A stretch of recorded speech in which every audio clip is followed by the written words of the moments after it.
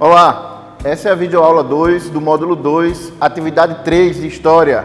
Vem comigo.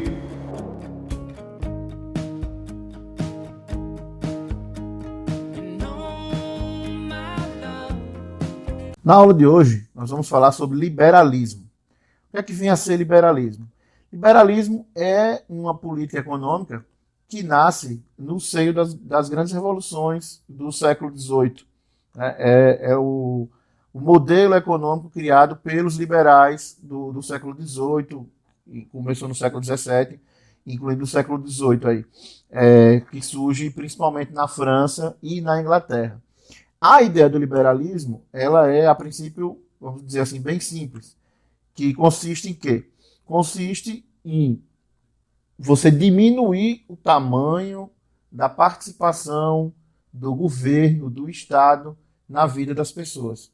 Lembre que isso se liga à nossa primeira aula, quando você vê uma crítica ao absolutismo, né? Eles queriam menos participação, menos controle do governo em relação à vida das pessoas.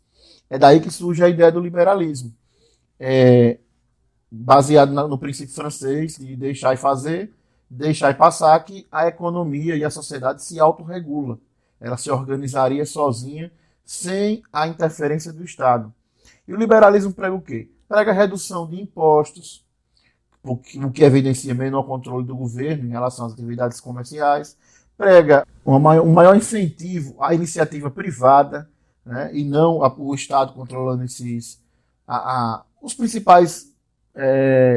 principais instituições da sociedade: educação, saúde, economia, política.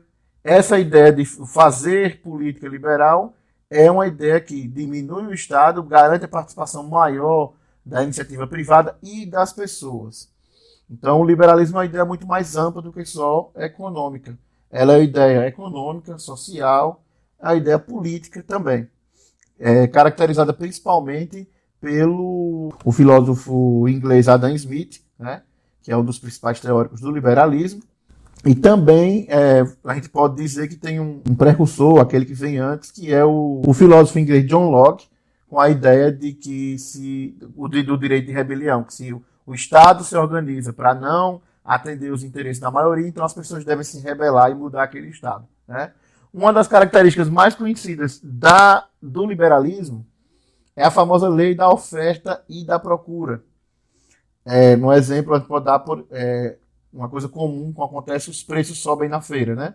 Por que subiu? Porque tem pouco tomate ou pouca melancia disponível.